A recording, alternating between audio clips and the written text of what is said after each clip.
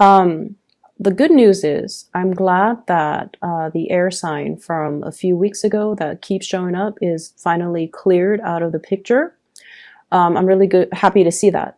What I feel happening in your relationship sector is I see you making an effort to really reach out to another person. So overcoming those emotional barriers, overcoming your sense of hesitation and kind of that sense of stubbornness, that sense of like stubborn pride within yourself to kind of try to make a connection with other people. Okay, so this is great. Whoever you're reaching out to, they're so happy to hear from you. They're so happy to hear from you. And I feel like a whole gamut of emotions is being stirred up within them.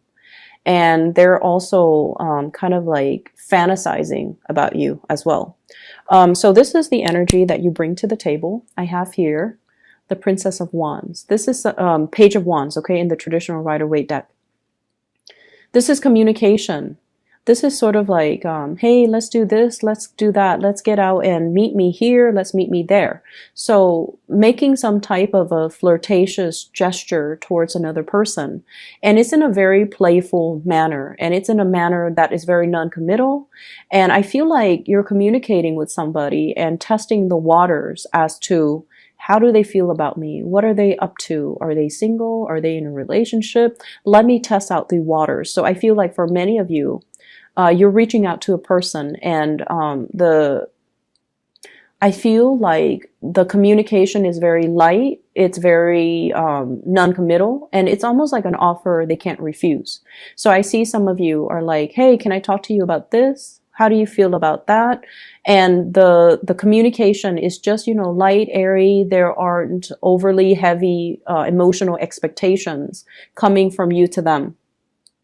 I'm also seeing this is going to be kind of like the catalyst to get the other person to respond to you. It's almost like strategically, you know how to respond to them, or you know how to ask them questions about things that they are interested in. So for example, if you want to see somebody and you know they're really into sports, you can say you want to watch a football game, you want to watch a soccer match. If you're interested in somebody who loves, for example, Peruvian food, you might ask them, hey, there's a Peruvian restaurant that just opened up. A bunch of friends and I are going to check it out. Do you want to come? So it's almost like giving them an offer. It's like taking the bait, knowing how to bait them, knowing how to hook them. So you're being very crafty and very strategic in the way that you're communicating. The person that you're dealing with, I have here the Two of Pentacles. They're going to be very, very surprised and kind of like thrown off course when they hear this communication from you. It's a little bit more flirtatious than they normally expect it from you. So I have here the Two of Pentacles. And the Two of Pentacles usually indicates like juggling two options, juggling multiple options, juggling the pros and cons, as well as juggling emotionally, trying to figure out how they feel, okay? The symbolism with the snakes in the picture, I almost feel like a sense of entrapment. So I feel like you're very crafty with your communication and you're giving them an offer that they can't really refuse. And so as a result of it, they're kind of weighing out what you just said and they're weighing out how they feel. And I feel like, you know, pentacles always indicate something solid, something that's going to be built upon. And so I feel like even if they're in another relationship or they're talking to other people, they're going to be coming your way. But either way, I feel like there might be a little bit of a delay when it comes to their response. But when they do respond, they're going to be jumping towards you. Okay, we have here the Six of Wands. And the Six of Wands is feeling very elated, feeling almost like they have reached that moment of recognition. So I'm hearing come hell or high water, they're going to bounce towards you. So I feel like they're really, really excited about this offer, about the communication. They're going to bite the bait. And so if you're communicating, they're going to return the favor and they're going to communicate with you in a very open and honest way. I see some people here talking to a crush. If you've had difficulties talking to a crush and not knowing what topics to talk about, what to bring up and things like that, you're veering on the safe side, or you have been in the past, by talking about, work, by talking about like, how's your boss? How's your supervisor? How are things at work? How are your coworkers? How's your new job? How's your new work environment? Where are you living? Like, you're veering on the safe side. But this is the week where there's going to be some major breakthroughs in communication. And then as a result of it, I feel like it's going to open up a portal of communication for you where they're coming towards you and they're revealing more of themselves, okay? And from the perspective of your partner, I have here the Lovers. And the Lovers in this card is greatly about the fantasy. So I definitely feel somebody is eyeing you and they see you opening up and being more flirtatious with them. And as a result of it, they're fantasizing about, oh my gosh, is this person interested in me? Can there be a future built between the two of us? So I feel like you're dealing with someone who is very idealistic, who is very, very clear. And I don't see this as like the juggler, where someone is in multiple relationships, or they really do believe in love and commitment, and they do believe in like love at first sight. They do have these very idealistic ideals when it comes to love and relationships. And, they might have been thinking about you for quite some time, because, this person has been asleep dreaming about their one and only for quite some time.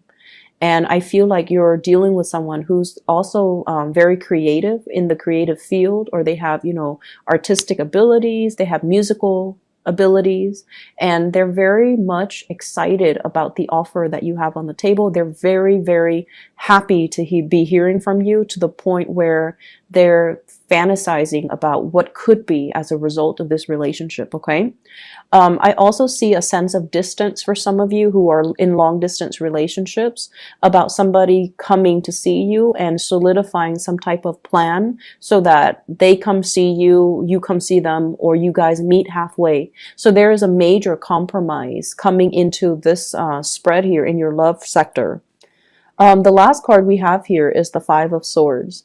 And the Five of Swords is walking away from a situation that was very undignified, wanting to, it's sort of like pride getting in the way. And so there might have been stoppage in communication as a result of one person reaching out and not getting the response, and then they start getting defensive and they kind of clam up.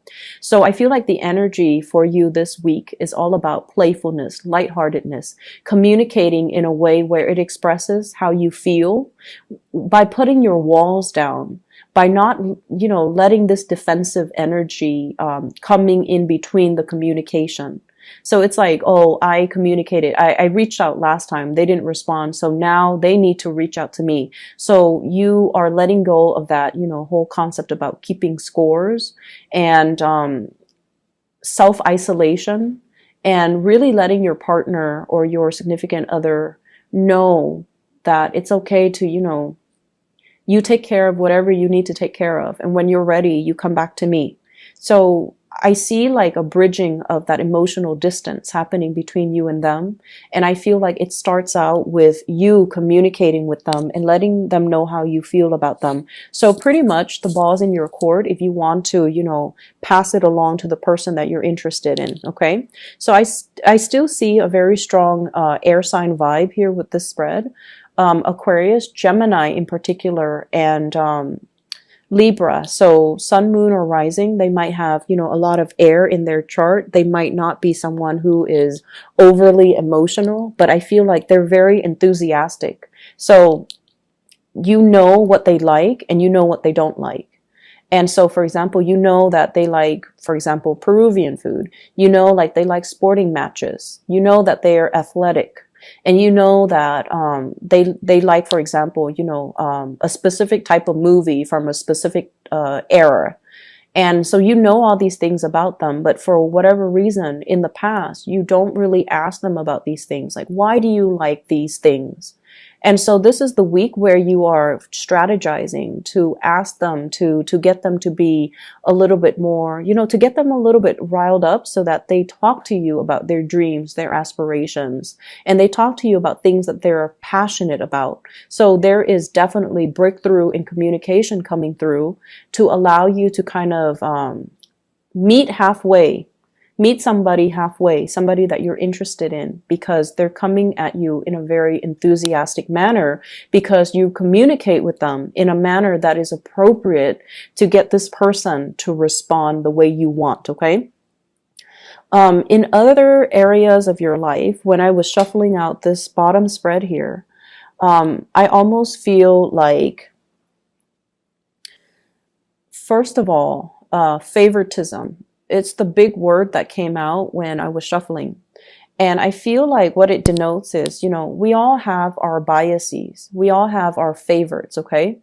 For those of you who are in some type of a teaching profession, you always have certain kids that you like more than others. You also have, certain kids that are troublemakers, right? And if you're dealing with children in general, if you're dealing with people who are younger, if you're managing a team, there will always be people that you like and people that you don't like. But trying to show more of a poker face, even if you don't like somebody, so that you can help them to, become a better person, so that you can help them reach their full potential. And so they're saying here, work towards a common purpose. Finding and emphasizing the good traits about the other person rather than dwelling on the negative traits that they embody is really going to help you in dealing with the people that you don't like, especially if you are in charge of, in control of their work environment, in control of their professional development.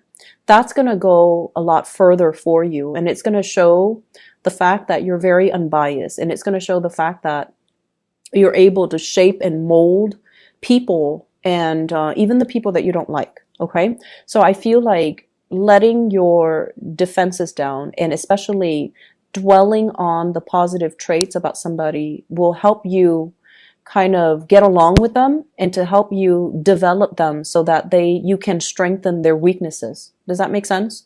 I see a lot of people here working with children. And I see a lot of people grading, performance evaluations, professional development, and you're giving somebody a score. And I feel like naturally you have people that you like, but I feel like you're not seeing them in their full spectrum. You're only seeing a very select few. It's like you're seeing, you have this window into their personality, into their psyche. And I feel like once your opinion is made up about a specific person, this so-and-so is, has a big ego, so-and-so is controlling, so-and-so is a gossip. Once you have already made up your mind, it's really, really hard for you to reform and reshape your opinion. And so my advice is, don't judge too quickly. And I'm seeing a lot of judgment from this card. And I'm also seeing like, premature judgment will not only be detrimental to that professional relationship, but it can also affect who you give the projects to, who you take under your wings. Okay, so be careful about that. The other message that I'm seeing here as well is let people learn to do things themselves, okay?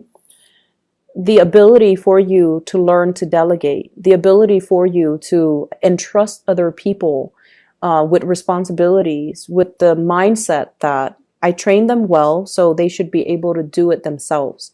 And they should be able to do it without, with minimal supervision, so that you're not hoarding all the responsibilities and taking care of everything. So learning to delegate, so you're not wearing yourself out, and also putting yourself in a position where you are trusting that other people will do it right, okay? So I see a big need here for perfectionism. I see a big need here to get things done right. And I feel like you might not trust that other people can do things the way that you want. So you take it upon yourself, and you should give yourself a little bit more credit. I see work being really, really busy for this week. I see many of you are wrapping things up. And I feel like whatever you have been waiting on that has been stalled, where you couldn't move forward with projects, with work endeavors, those things are going to start to clear up. And as a result of it, there's a lot on your plate. So learning to delegate is going to be the smarter solution for this week.